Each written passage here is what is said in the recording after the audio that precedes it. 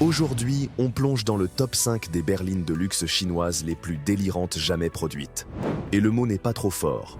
On parle de modèles capables de secouer la neige comme un chien qui sort de l'eau, d'embarquer des écrans 8K de 45 pouces ou même de supprimer la lunette arrière parce que... pourquoi pas? Pendant que nos berlines occidentales peinent encore à aligner leur carrosserie, la Chine joue déjà avec une technologie qui ressemble à de la science-fiction. Ce classement va monter en puissance, du plus impressionnant au plus improbable. Si ces voitures vous paraissent déjà irréelles sur le papier, attendez de voir la numéro 1. Mais pour commencer proprement, on attaque avec la 5e position. Numéro 5. L'IM Motors L7. Si cette voiture est l'entrée de gamme de notre folie du jour, alors vous devinez la trajectoire du reste du classement. Ce qui frappe d'abord, c'est ce que la marque appelle le Snake Move, une direction aux 4 roues qui permet à cette grande berline de se déplacer en crabe. Elle se faufile avec une agilité insolente, comme si elle glissait dans un trou de souris. Et pour la crédibilité, le châssis a été mis au point avec l'écurie Williams Advanced Engineering. On est sur un mélange étrange entre Comfort Palace et F1. Autre signature spectaculaire, les phares à projection numérique. L'IM L7 ne se contente pas d'éclairer la route. Elle peut projeter des informations de navigation ou des animations directement sur le bitume. La face avant devient une interface vivante. Visuellement, c'est un prédateur. 5 mètres de long, nez plongeant, calandre fermé. On dirait un coupé surdimensionné prêt à bondir. Les poignées affleurantes sortent à votre approche et les énormes jantes de 20 pouces cachent des freins Brembo. Le message est clair, elle n'est pas là juste pour faire joli. Sous le capot, ou plutôt sous le plancher, c'est du sérieux. 2 moteurs, 4 roues motrices, 570 chevaux. Le 0 à 100 km/h est effacé en 3,87 secondes. Avec sa batterie de 93 kWh, elle promet environ 615 km d'autonomie. Mais c'est à l'intérieur que la L7 bascule dans le futur. La planche de bord est dominée par un mur d'écran de 39 pouces. Le détail qui tue, l'écran peut s'abaisser physiquement dans le tableau de bord pour ne laisser que l'essentiel et dégager la vue. L'ambiance est ostentatoire. Cuir bavarois, inserts en bois du lac de Caume, on est dans un luxe pensé pour humilier la concurrence. Et puis vient le coup de massue, le prix. En Chine, cette bombe technologique démarre autour de l'équivalent de 40 000 €. Pour le prix d'une petite Allemande mal équipée, vous avez un vaisseau spatial de 570 chevaux. Et si vous trouvez déjà cet écran de 39 pouces extravagant, attendez de voir la voiture numéro 4. Elle n'a même pas essayé d'être raisonnable. Numéro 4. La Geely Galaxy E8. Si l'écran de 39 pouces de la voiture précédente vous a semblé excessif, préparez-vous. Ici, la philosophie est radicale. Toujours plus large, toujours plus futuriste. Et surtout beaucoup moins cher. Dès qu'on prononce son nom, un chiffre écrase tout le reste. Elle embarque un écran OLED 8K de 45 pouces. Il fait 1,13 m de large. Il s'étire d'un pilier à l'autre. Ce n'est plus un tableau de bord, c'est un écran de cinéma IMAX. Derrière cette dalle, une puce Snapdragon 8295 gère tout. Jeux vidéo pendant la charge, streaming 4K côté passager, navigation côté conducteur. C'est un espace numérique total. À l'extérieur, c'est tout aussi soigné. La face avant intègre le design Ripple of Light, des micro-LED qui créent un effet d'ondulation lumineuse. Le profil est une goutte d'eau ultra aérodynamique. Et pour cause, elle repose sur l'architecture SEA. C'est la même plateforme technologique que vous retrouvez chez Polestar, Volvo ou les SUV Lotus. Ce n'est pas du bricolage, c'est de la banque d'organes de niveau mondial. L'arrière ne s'en cache pas. L'inspiration Porsche Panamera est évidente, mais remixée à la sauce cyberpunk. Sous le capot, la version haut de gamme fait peur. 637 chevaux. Le 0 à 100 km/h est avalé en 3,5 secondes. Et grâce à son architecture 800 volts, elle recharge à la vitesse de l'éclair. 5 minutes de branchement suffisent pour récupérer 180 km d'autonomie. Geely étant propriétaire de Volvo, la sécurité est massive. Acier haute résistance et protection batterie de niveau militaire. Elle veut rassurer autant qu'impressionner. C'est une grande berline de 5 mètres, spacieuse, performante, digne des meilleurs standards allemands. Et puis vient la phrase qui fait bugger le cerveau.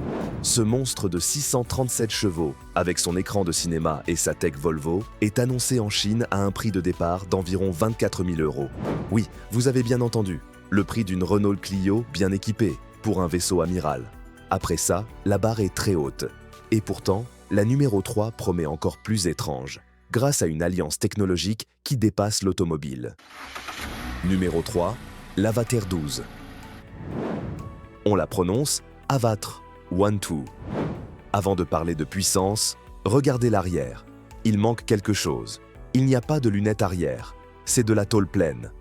À la place, une caméra haute définition filme l'extérieur et projette l'image sur un rétroviseur numérique à l'intérieur.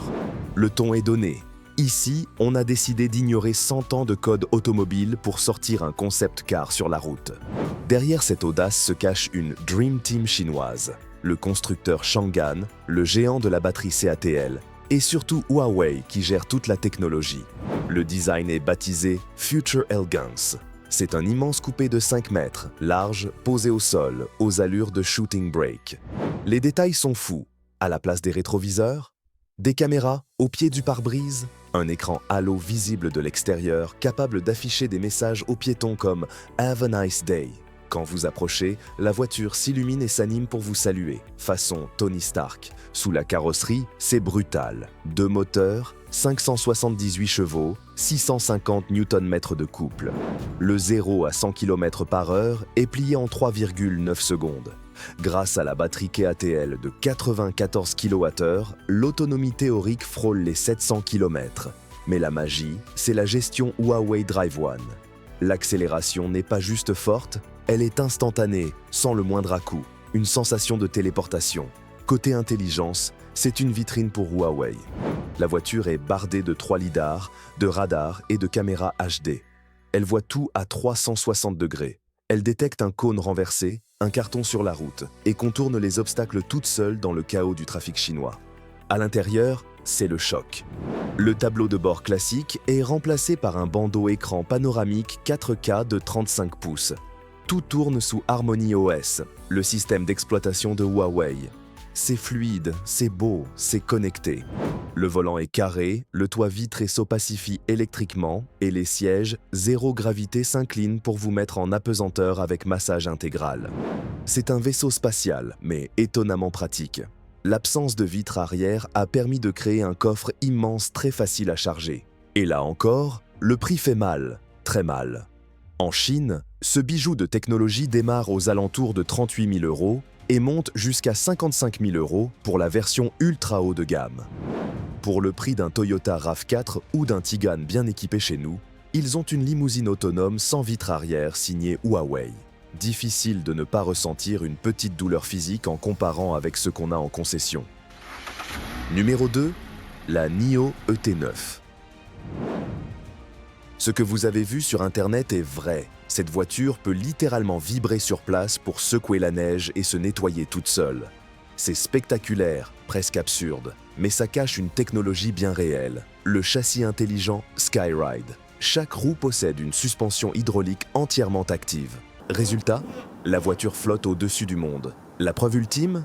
Ils ont posé une pyramide de coupe de champagne sur le capot et franchi un ralentisseur. La voiture a absorbé le choc et pas une goutte n'a été renversée. NIO ne cherche pas seulement le confort, ils redéfinissent la physique. Le design suit cette ambition. C'est un Landjet, un jet privé pour la route. Elle est immense, plus de 5,30 mètres. Elle repose sur des roues délirantes de 23 pouces. Et détail savoureux, les logos centraux des roues restent droits quand la voiture roule, exactement comme sur une Rolls-Royce. C'est un luxe inutile, donc indispensable. Sur le toit, on remarque des excroissances, c'est la tour de guet. Un lidar longue portée et des caméras HD qui scannent l'horizon pour dominer la route. Sous le capot, les chiffres humilient la concurrence. Alors que Tesla est en 800 volts, la NIO ET9 passe à l'architecture 900 volts.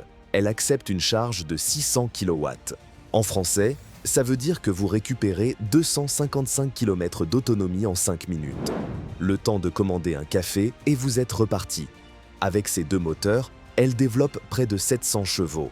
La direction est de type Steer-by-Wire. Il n'y a plus de colonne de direction mécanique. Tout est électronique, comme dans un avion de chasse Airbus. Mais le vrai message de cette voiture, c'est l'intérieur. La ET9 n'est pas faite pour être conduite. Elle est faite pour être conduite. C'est une stricte 4 places. À l'arrière, c'est une cabine de première classe. Les sièges s'inclinent à 45 degrés. Il y a un frigo à ouverture électrique pour le champagne, des tablettes aviation et une insonorisation active qui annule les bruits extérieurs. Vous êtes dans une bulle de silence et de pouvoir. Le prix? Elle est annoncée autour de 105 000 €. C'est le tarif le plus élevé de notre liste. C'est cher, oui, mais c'est le prix d'une Porsche Panamera ou d'une Mercedes Classe S d'entrée de gamme. Sauf qu'ici, vous avez une technologie qui a 10 ans d'avance. En clair, cette NIO ne cherche pas juste à copier l'Allemagne, elle cherche à lui voler l'avenir. Numéro 1, la Maextro S800. C'est le boss final. Une voiture que beaucoup n'ont jamais vue venir, mais qui incarne la nouvelle ambition chinoise. Elle est née d'une alliance baptisée IMA, entre le constructeur Jack et le géant Huawei. Dès le premier regard, le message est violent. Cette voiture ne cherche pas à être sportive ou fun. Elle cherche à écraser la route par sa présence. Elle mesure près de 5,50 mètres de long. C'est titanesque. Peinture bicolore, chrome massif, proportion de yacht. Elle reprend tous les codes de la Mercedes Maybach, mais sans aucune gêne. Le design Starry Sky est pensé pour qu'à son arrivée devant un hôtel 5 étoiles, tout le monde se taise. Sous le capot, c'est de la démesure tranquille. La plateforme Tuling développe jusqu'à 850 chevaux. Mais on se fiche de la vitesse. L'objectif ici, c'est la force silencieuse. Un tapis volant capable de traverser le pays sans une vibration. À l'intérieur, Huawei a lâché les chevaux. C'est un salon première classe. Le toit est un ciel étoilé. Tiens, comme chez Rolls-Royce. Les sièges arrière ont des tables dépliantes, un frigo intégré. Mais le record absolu, c'est le son. Le système Huawei Sound Ultimate embarque 43 haut-parleurs pour près de 3000 watts de puissance. Ce n'est plus une voiture, c'est une salle de concert privée. Et c'est là que le rapport de force bascule. En Chine, ce monument du luxe est lancé à un prix compris entre 90 000 et 130 000 €. Ça semble cher? Comparez, une Mercedes Maybach équivalente coûte plus du double, voire le triple. La Maextro offre les prestations d'une voiture à 300 000 € pour le tiers du prix. C'est un signal d'alarme pour l'Europe. La Chine ne veut plus seulement vendre des petites voitures électriques pas chères. Elle veut redéfinir le prestige mondial avec sa propre technologie et ses propres règles. Du Snake Move de l'IM-L7 au gigantisme de la Maextro, ce top 5 nous montre une réalité brutale. Pendant longtemps, on a ri des copies chinoises mal finies. Ce temps est révolu.